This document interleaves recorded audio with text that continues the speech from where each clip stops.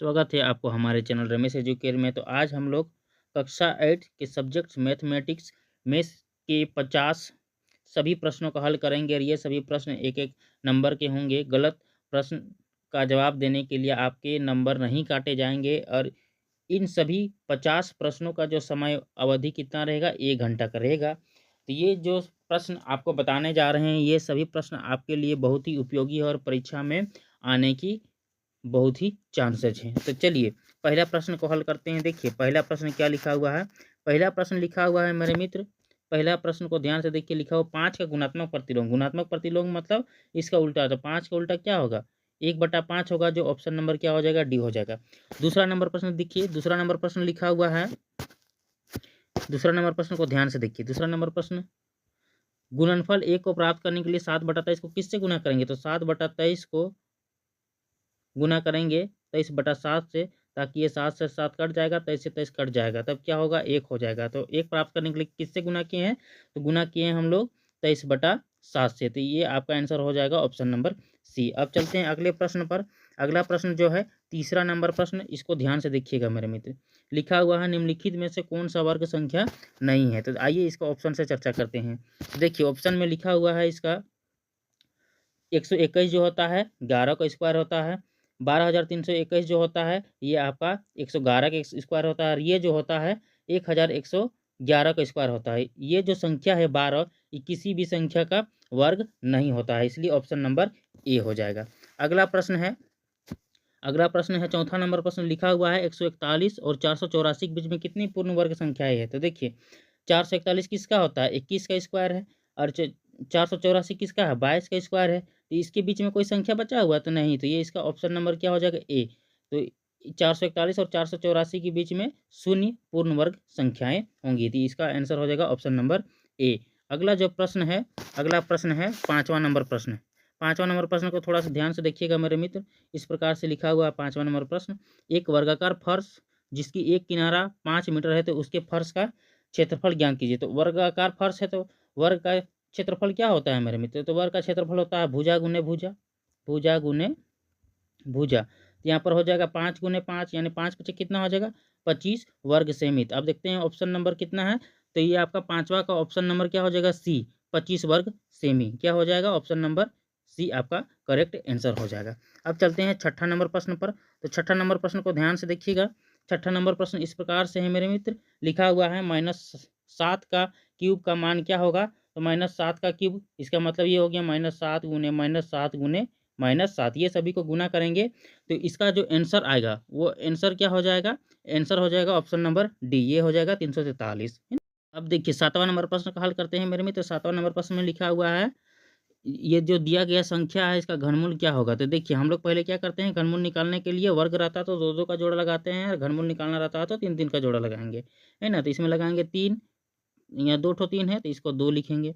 फिर यहाँ 3 ठो 3 है तो इसका एक 3 लिखेंगे। यहाँ फिर 4 ठो 3, सॉरी 4 जो है 3 बार है तो यहाँ इसको 1 बार लिखेंगे, तो ये हो जाएगा 2 तिया 6 और 2 2 तिया 6, 6 चौके 24। तो यह ऑप्शन नंबर क्या हो जाएगा, डी। ये जो पूरा संख्या है इसका घनमूल क्या हो जाएगा, 24 हो जाएगा, है ना। अब चलते हैं अगले प्रश्न पर। अगला जो प्रश्न है वो प्रश्न है 8वां नंबर प्रश्न। लिखा हुआ है एक पूर्णांक a का पावर m के लिए m कहलाता है, तो क्या कहलाता है, घातांक कहलाता है मेरे मित्र। अब चलते हैं 9वें नंबर प्रश्न पर। 9वां नंबर प्रश्न में क्या लिखा हुआ है मेरे मित्र। लिखा हुआ है कि 2/3 का गुणन व्युत्क्रम क्या क्या होगा। तो 2/3 का उल्टा क्या होगा, तो उल्टा हो जाएगा 3/2। तो इसको देखना 3/2 कौन सा ऑप्शन में है, तो ऑप्शन नंबर सी हो जाएगा मेरे मित्र। अब चलते हैं 10वें नंबर प्रश्न पर। ध्यान से देखिएगा। 10वां नंबर जो प्रश्न है इस प्रकार से लिखा हुआ है। 10वां नंबर प्रश्न को क्या करेंगे, a का पावर m गुने b का पावर m के बराबर होगा, तो ये कौन होगा, ऑप्शन नंबर आपका डी हो जाएगा, है ना। अब चलते हैं 11वें नंबर प्रश्न पर। 11वें नंबर प्रश्न का देखिए मेरे मित्र, इस प्रश्न को हल ऑप्शन से करते हैं। देखिए लिखा हुआ है 4a प्लस b3 बराबर क्या लाना है, हमको 55 लाना है, यानी इसको सॉल्व करने पर ये वाला इसके बराबर आना चाहिए था। अब अगर हम लोग इस ऑप्शन को लेते हैं, a बराबर 2 लेके देखते हैं, तो 4 गुने 2 और प्लस b का मान 3 लेना है। तो 4 दूना 8 और 3 तिया 9, 8 9 17 हो जा रहा है, जबकि 17 नहीं आ रहा है, तो ये आपका गलत हो गया, ये जो हो गया गलत हो गया। सी नंबर भी देखते हैं वो भी नहीं होता है, बी नंबर भी लगा के देखते हैं तब भी नहीं आता है। तो ये जो क्वेश्चन है मेरे हिसाब से ये क्वेश्चन को गलत लग रहा है मेरे मित्र। या तो क्वेश्चन इस प्रकार से होना चाहिए, किस प्रकार से होता, ये क्वेश्चन को 4a माइनस बी 3 लिखते और बराबर 5 लिखना चाहिए था, ताकि जो ऑप्शन नंबर है यहाँ बी आपका सूटेबल हो जाता। कैसे बी सूटेबल होता है देखिए, 4 अगर बी का मान हम यहाँ 2 लेते और सॉरी ए का मान 2 लेते और बी का मान यहाँ क्या लेते, बी का मान हम लोग ए लेते है ना, बी का मान क्या लेते 1 लेते और गुने क्या हो जाता 3, तब ये 4 दूना 8 हो जाता और 8 में 3 घटा देते तब कितना आता 5 हो जाता। तो इसमें थोड़ा सा फेरबदल करना होगा तभी इसका आंसर आएगा ऑप्शन के अनुसार, अन्यथा ये नहीं आएगा है ना। तो इसको थोड़ा सा देख लीजिएगा। अब चलते हैं 12वें नंबर प्रश्न पर। 12वां नंबर जो प्रश्न लिखा हुआ है इसको ध्यान से देखिएगा। 12वें नंबर प्रश्न पर यदि 234 और x यहाँ पर कोई संख्या है वो 6 से विभाज्य हो तो x का मान ज्ञात कीजिए है ना। तो इसमें x का मान ज्ञात करना है तो कौन सी संख्या होगा, तो यहाँ पर 6 होगा मेरे मित्र, तभी ये 6 से डिविजिबल होगा है ना। ये जो क्या होगा 6 होगा, तभी ये क्या होगा आपका डिविजिबल होगा किससे 6 से, पूरा पूरी कट जाएगा। तो ये ऑप्शन नंबर बी हो जाएगा।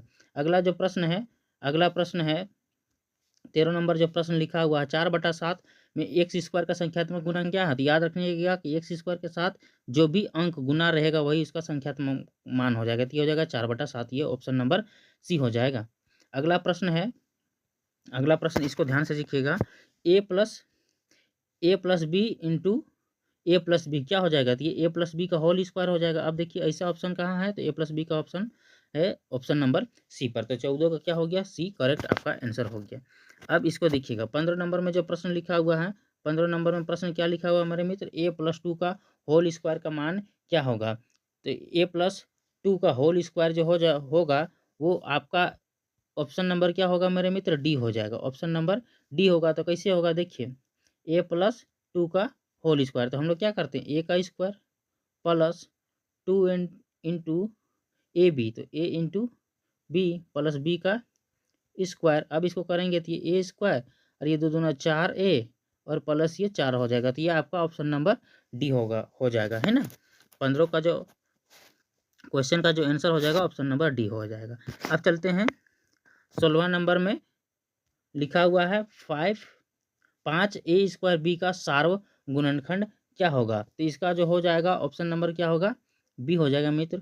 5a इंटू ए बी सार्व गुणनखंड करेंगे तो ये जो a² इसको 2 बार तोड़ देना है ऐसे और ये बी को ऐसे लिख देना है, ये इसका सार्व गुणनखंड हो जाएगा। इस प्रकार से ऑप्शन नंबर इसका बी हो जाएगा। अगला जो प्रश्न है 17वां नंबर प्रश्न, 17वां नंबर प्रश्न लिखा हुआ है x+a इंटू x+b ये किसका गुणनखंड होगा, तो ये हो जाएगा ऑप्शन नंबर ए का। ये जो है फार्मूला बेस्ट पेयर है, इसको ऐसे गुना भी कर सकते हैं आप है ना, इंटू x+b से। अब देखिए, अब चलते हैं 18वें नंबर प्रश्न पर। 18वें नंबर प्रश्न लिखा हुआ है एक रेखिक समीकरण के कितने हल हो सकते हैं। तो रेखिक समीकरण है उसका हल कितना हो सकता है, तो उसका एक ही हल होगा। अगला है 19वां नंबर प्रश्न का हल करते हैं। 19वां नंबर प्रश्न का हल देखिए मेरे मित्र इस प्रकार से होगा। क्वेश्चन इस प्रकार से है 5x+7 बराबर 2x+8 है, तो इस समीकरण का हल क्या होगा। तो देखिए यहाँ पर लिखा हुआ 5x, अब ये इस जो 2x को इधर धकेल के ले आते हैं बराबर की इधर, तो प्लस वाला माइनस में चेंज हो जाएगा। इधर पहले से 8 है तो ये जो प्लस वाला है इसको इधर ले आएंगे तो ये माइनस में हो जाएगा, तो ये हो जाएगा 3x बराबर 1 हो जाएगा। यानी जो x का मान आएगा क्या आएगा मेरे मित्र, x का जो मान आएगा वो 1/3 होगा। तो अब देखते हैं ऑप्शन में ये है कि नहीं, x का मान 1/3 है, तो ये आपका ऑप्शन जो नंबर हो जाएगा ऑप्शन नंबर आपका ए हो जाएगा। अब चलते हैं अगले प्रश्न 20वें नंबर प्रश्न पर। देखिए 20वां नंबर प्रश्न किस प्रकार से लिखा हुआ है हमारे मित्र, थोड़ा इसको छोटा कर लेते हैं और ध्यान से इसको बनाने की कोशिश करते हैं। देखिए लिखा हुआ है 50 आमों के समूह में 40% आम पके हुए हैं, पके हुए आमों की संख्या ज्ञात कीजिए। टोटल कितना है 50 आम है, इसका 40%, 40 बटा कितना हो गया 100, 1 0 1 0 यहाँ से 1 0 काट दीजिएगा, 5 चौके कितना हो गया 20। तो इसका जो ऑप्शन नंबर हो जाएगा ये ऑप्शन नंबर आपका क्या हो जाएगा मेरे मित्र, डी हो जाएगा। 20वां का ऑप्शन नंबर डी हो जाएगा। अगला प्रश्न देखते हैं 21वां नंबर प्रश्न है। 21 नंबर प्रश्न को ध्यान से देखिए मेरे मित्र, डरना नहीं है, प्रश्न को देखकर आप आसानी से बना सकते हैं। बट्टा प्रतिशत वस्तु के पर परिकलित किया जाता है। तो बट्टा प्रतिशत वस्तु के किस पर परिकलित किया जाता है, तो इसका हो जाएगा ऑप्शन नंबर सी अंकित मूल्य पर, यानी फेस वैल्यू पर। अगला जो प्रश्न है, अगला प्रश्न देखिए 22 नंबर प्रश्न है x बटा वाई बराबर के में के को क्या कहते हैं? तो के को क्या कहा जाता है मेरे मित्र? इसको स्थिरांक बोला जाता है। अगला प्रश्न है यदि 23वां नंबर प्रश्न, यदि x और y दोनों प्रतिलोम अनुपात में हो तो ये क्या होगा? तो ये हो जाएगा option number C, x into y बराबर क्या हो जाएगा? के हो जाएगा। अगला प्रश्न है चौथा नंबर प्रश्न है, 24वां नंबर प्रश्न है, यदि किसी चतुर्भुज के तीनों कोनों में से प्रत्येक कोण 90 डिग्री का हो, प्रत्येक तीनों कोनों में से प्रत्येक कोण 90 डिग्री का हो तो चौथा कोण क्या हो जाएगा? तो चौथा कोण भी क्या हो जाएगा? ये आपका 90 डिग्री का हो जाएगा मेरे मित्र। अब चलते हैं प्रश्न संख्या 25 पर। प्रश्न संख्या 25 क्या लिखा हुआ है मेरे मित्र? ये लिखा हुआ है कि निम्न में से किस चतुर्भुज के लिए विकर्ण बराबर होते हैं? किस चतुर्भुज का विकर्ण बराबर होता है? तो ये होता है आयत, है ना। आयत भी क्या है? एक चतुर्भुज है जिसके विकर्ण क्या होते हैं? बराबर होते हैं। अब चलते हैं प्रश्न संख्या 26 पर। प्रश्न संख्या 26 क्या बोला है? किसी षटभुज के कोणों का योग कितना होगा? षटभुज है तो इसके कोणों का योग जो होगा कितना होगा? ये 720 होगा, है ना। अब देखिए, अब चलते हैं प्रश्न संख्या 27 पर। प्रश्न संख्या 27 क्या लिखा हुआ है मेरे मित्र? इसको ध्यान से देखिएगा। निम्न में से किस बहुफली किस से एक बहुफली नहीं बनेगा? तो किस से एक बहुफली नहीं बनेगा मेरे मित्र? इसको ध्यान से देखिएगा। ये प्रश्न क्या है? 27 नंबर प्रश्न, तो इसका हो जाएगा ऑप्शन नंबर ए, 3 त्रिभुज में एक बहुफली नहीं बनेगा। अगला जो है 28वां नंबर प्रश्न है, इसको थोड़ा ध्यान से देखिएगा। ये भी आपके लिए बहुत ही इंपॉर्टेंट है। 28वां नंबर प्रश्न है, किस त्रिविमीय आकार में शीर्ष नहीं होता है? तो इसका हो जाएगा ऑप्शन नंबर डी, गोला में कोई भी शीर्ष नहीं होता। गोला में देखिए कोई शीर्ष है, शीर्ष का मतलब यहाँ पॉइंट 2 जो है रेखा यहाँ पर जुड़ना चाहिए तभी वहाँ पर शीर्ष बनता है, तो यहाँ तो नहीं है, तो ये क्या हो जाएगा? ऑप्शन नंबर डी हो जाएगा। अगला जो प्रश्न है 29वां नंबर प्रश्न, देखिए सबसे आसान प्रश्न पूछा हुआ है, आयत का क्षेत्रफल क्या होता है? तो आयत में क्या होता है मित्र? लंबाई चौड़ाई होता है। तो आयत का क्षेत्रफल क्या हो जाएगा? लंबाई गुने चौड़ाई। इसका ऑप्शन नंबर सी हो जाएगा, है ना। अब चलते हैं 30वां नंबर प्रश्न में। 30वां नंबर प्रश्न लिखा हुआ है, वर्ग की एक भुजा की लंबाई 25 सेंटीमीटर है, तो इसका परिमाप क्या होगा? तो वर्ग का परिमाप क्या होता है? 4 गुने 1 भुजा, 4 गुने 1 भुजा, तो 4 गुने क्या हो जाएगा? 25, तो 25 चौके क्या हो जाएगा? 100 हो जाएगा। और देखना है कभी भी परिमाप निकालते हैं तो वो सेमी में होगा, वर्ग सेमी में नहीं। तो ऑप्शन नंबर क्या हो जाएगा 30वां का? डी नंबर ऑप्शन आपका करेक्ट आंसर हो जाएगा। अब चलते हैं 31वें नंबर प्रश्न पर। 31वां नंबर प्रश्न है, ध्यान से देखिएगा। वैसी आकृति जिसकी 3 विमाएँ होती हैं, 3 विमाएँ होती हैं, कैसी आकृति कहलाती हैं? तो जिसकी 3 विमाएँ होती हैं उसे क्या बोलते हैं? त्रिविम्य कहते हैं मेरे मित्र। उसको क्या बोलते हैं? त्रिविम्य कहा जाता है। अगला जो प्रश्न है 32वां नंबर प्रश्न है। 32वां नंबर प्रश्न को देखिएगा, एक्स भुजा वाले, है ना, क्या लिखा हुआ है? एक्स भुजा वाले घन का पृष्ठीय क्षेत्रफल क्या होता है? तो घन का जो पृष्ठीय क्षेत्रफल होता है, संपूर्ण पृष्ठीय क्षेत्रफल होता है 6 इंटू भुजा स्क्वायर होता है ना। 6 इंटू भुजा स्क्वायर, तो यहाँ लिखेंगे 6x का स्क्वायर, तो इसमें हो जाएगा ऑप्शन नंबर बी आपका करेक्ट आंसर हो जाएगा। अब चलते हैं 33वें नंबर प्रश्न पर, जिसमें परिसर निकालना है। परिसर निकालने के लिए हम लोग क्या सीखे हैं मेरे मित्र? परिसर का फॉर्मूला होता है उच्चतम मान माइनस क्या होता है? न्यूनतम मान। यानी इसमें से जो बड़ा अंक होगा उसमें से छोटा अंक को घटा देंगे। तो यहाँ में से सबसे बड़ा अंक क्या है मेरे मित्र? वो है 15, और जो सबसे छोटा अंक है, सबसे छोटा अंक क्या है? 1, तो 15 में 1 घटा देंगे तो कितना हो जाएगा? 14। तो इसका जो ऑप्शन नंबर हो जाएगा, ऑप्शन नंबर बी आपका करेक्ट हो जाएगा।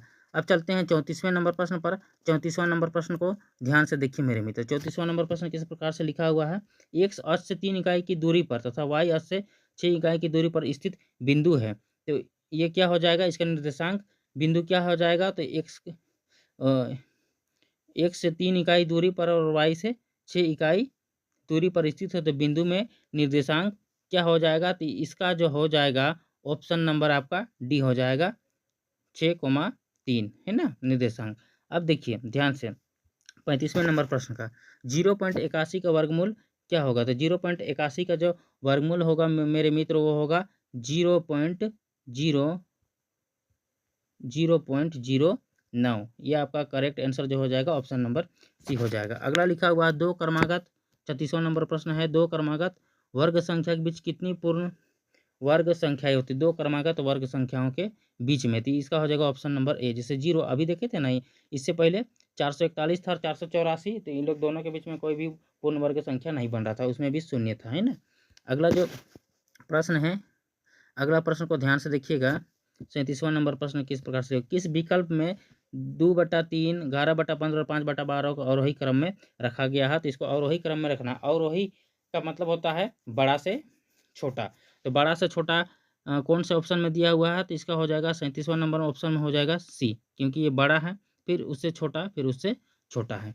अगला प्रश्न है 38वां नंबर प्रश्न है। 38वां नंबर प्रश्न को देखिएगा, 5/9 प्लस इतना है, इतना बटा 9, तो इसका मान क्या होगा? तो इसको देखिए, थोड़ा सा इसको बनाते हैं। क्या करते हैं, 5/9 है, प्लस माइनस माइनस से हो जाएगा 8/9। अब इसको घटाएंगे तो यहाँ हो जाएगा -3/9, और अगर इसको काट देते हैं तो माइनस ये हो जाएगा 1/3। कितना हो जाएगा? -1/3 कहाँ है? तो ये आपका हो जाएगा ऑप्शन नंबर बी, जो आपका है करेक्ट आंसर है। अब चलते हैं 39वें नंबर प्रश्न पर। 39वां नंबर प्रश्न को ध्यान से देखिएगा मेरे मित्र। दिखने में भारी है लेकिन आसानी से बनेगा, है ना। तो इसको आप मन में गाना गाते हुए भी इसको बना सकते हैं। ए का पावर बी है और बी का पावर ए है। देखिए, ए में क्या है, -1 लिख देना है, और बी का पावर क्या लिख देना है, 2 गुने बी की जगह क्या लिख देना है, 2, और इसका लिख देना है -1। अब देखिए इसको बनाएंगे कैसे, -1 का स्क्वायर करेंगे, है ना। जैसे -1 का स्क्वायर करेंगे तो क्या हो जाएगा, 1 हो जाएगा, और फिर यहाँ गुना, और 2 का पावर -1 था तो 1 बटा क्या हो जाएगा, 2 हो जाएगा। तो इसका जो आंसर हो जाएगा, 1 को 1 से गुना करेंगे तो 1, और ये बटा 2। 39 नंबर का जो प्रश्न हो जाएगा ऑप्शन नंबर ए हो जाएगा, 1/2 आंसर आपका करेक्ट आंसर होगा। अब चलते हैं 40वें नंबर प्रश्न पर। 120 डिग्री के कोण को क्या कहते हैं? तो याद रखिएगा कि जो न्यून कोण होता है वो 90 डिग्री से कम होता है, अधिक कोण जो होता है 90 डिग्री से ज़्यादा होता है। अब पूरक कोण किसको बोलते हैं? 90 डिग्री का होता है। 2 कोण को जोड़ेंगे 90 डिग्री का होगा। समपूरक समकोण भी क्या होता है? 90 डिग्री। तो 120 डिग्री क्या है आपका? अधिक कोण है। ये 40 जो होगा ऑप्शन नंबर सी, 120 और 40 नंबर का प्रश्न जो होगा ऑप्शन नंबर सी आपका करेक्ट आंसर होगा। अगला जो प्रश्न है, रामानुज कौन थे? तो ये बहुत ही बड़े क्या थे? गणितज्ञ थे, है ना। तो ऑप्शन 41 नंबर प्रश्न का ऑप्शन नंबर डी आपका करेक्ट आंसर हो जाएगा। देखिए 42वां नंबर जो प्रश्न है, 42वां नंबर प्रश्न है, संख्या एबीसी के लिए कौन सही है? तो ऑप्शन नंबर डी हो जाएगा। अगला जो प्रश्न है 43वां नंबर प्रश्न है, इसको ध्यान से देखिएगा। ये प्रश्न भी बहुत ही आसानी से चुटकी में बनेगा। निम्नलिखित में से कौन से द्विपद है? द्विपद पहचानने के लिए क्या करेंगे? देखिए बीच में प्लस माइनस का साइन होना चाहिए, तो ये एक पद हो गया, ये 2 पद हो गया। तो ऑप्शन नंबर क्या हो जाएगा आपको? 43 नंबर प्रश्न का ऑप्शन नंबर क्या हो जाएगा? ए हो जाएगा आपका करेक्ट आंसर। अगला जो प्रश्न है 44वां नंबर प्रश्न है। 44वां नंबर प्रश्न का देखिए, यहाँ लिखा हुआ है घन का कुल पृष्ठीय क्षेत्रफल क्या होता है? तो घन का कुल पृष्ठीय क्षेत्रफल होता है 6L², जो आपका ऑप्शन नंबर डी हो जाएगा। अगला प्रश्न है 45वां नंबर प्रश्न को ध्यान से देखिएगा। 45वां नंबर प्रश्न क्या लिखा हुआ है? निम्नलिखित में से धनात्मक परिमेय संख्या क्या है? धनात्मक परिमेय संख्या जिसमें माइनस नहीं लगा हुआ होगा, तो ये ऑप्शन नंबर आपका डी हो जाएगा। अगला प्रश्न है 46वां नंबर प्रश्न में देखिए, 32.768 का घनमूल क्या होगा? तो इसका जो घनमूल हो जाएगा ये आपका होगा ऑप्शन नंबर ए, 3.2 इसका सही घनमूल होगा। अगला प्रश्न को देखते हैं। लिखा हुआ है 47वां नंबर प्रश्न है, 11/25 को कितना से भाग दे कि -11/25 होगा? तो इसको क्या करेंगे, इसको भाग दीजिए -1 से भाग दे देंगे। कितना से मेरे दोस्त?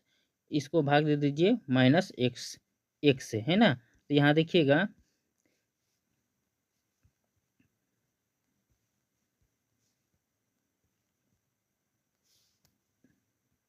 देखिए इसका जो ऑप्शन है, इसका ऑप्शन -1 नहीं दिया हुआ है मेरे मित्र, है ना। तो इसको आप यहाँ पर -1 भी लगा सकते हैं, क्योंकि यहाँ पर -1 नहीं दिया हुआ है। अब चलते हैं 48वें नंबर प्रश्न पर। 48वें नंबर प्रश्न को ध्यान से देखिएगा मेरे मित्र। 48वां नंबर प्रश्न है, 0.25 का वर्गमूल कितना होगा? तो 0.25 का जो वर्गमूल होगा ये हो जाएगा 0.5, इसका वर्गमूल हो जाएगा। अब चलते हैं 49वें नंबर प्रश्न पर। 49वां नंबर प्रश्न को ध्यान से देखिएगा। लिखा हुआ है 2x + 3 = 2 है, तो x का मान ज्ञात कीजिए। तो ध्यान से देखिएगा, यहाँ 2 है और यहाँ x + 3 है और बराबर 2 है, तो इसके ऊपर कुछ नहीं, तो पावर 1 है। एक फार्मूला पढ़ेंगे कि a का पावर m बराबर a का पावर n, तो a नीचे हट जाता है और क्या बचता है? m बराबर n बचता है। उसी प्रकार इसको बनाएंगे तो यहाँ क्या बचेगा? ऊपर में बचेगा हम लोग का x + 3 और बराबर 1 होगा। अब यहाँ पर x, इसको उधर ले जाएंगे तो 1 - 3, तो x बराबर क्या आएगा मेरे मित्र? ये आएगा -2। अब देखते हैं ऑप्शन में कहाँ है -2, तो यह है option number D. Option number D आपका करेक्ट आंसर हो जाएगा। चलिए मैथमेटिक्स का सबसे अंतिम से सवाल है, लिखा हुआ है, इसको ध्यान से समझिए और इसको बनाइए। 50वां नंबर प्रश्न लिखा हुआ, निम्न में कौन 3D आकृति का उदाहरण है? तो 3D आकृति कौन बनाता है? गोला। तो इस प्रकार हमने कक्षा 8 के मैथमेटिक्स के 50 प्रश्नों को पूरी तरह से कंप्लीट कर लिया है। इस प्रश्न को आप ध्यान से देखिएगा और समझिएगा, क्योंकि ये इसी तरह और इसी प्रकार का प्रश्न आपके एग्जाम में आने वाला है, इसलिए केयरफुली इसको पढ़िएगा। और अगर अच्छा लगा होगा तो वीडियो को सब्सक्राइब कीजिए, लाइक कीजिए, कमेंट कीजिए। धन्यवाद।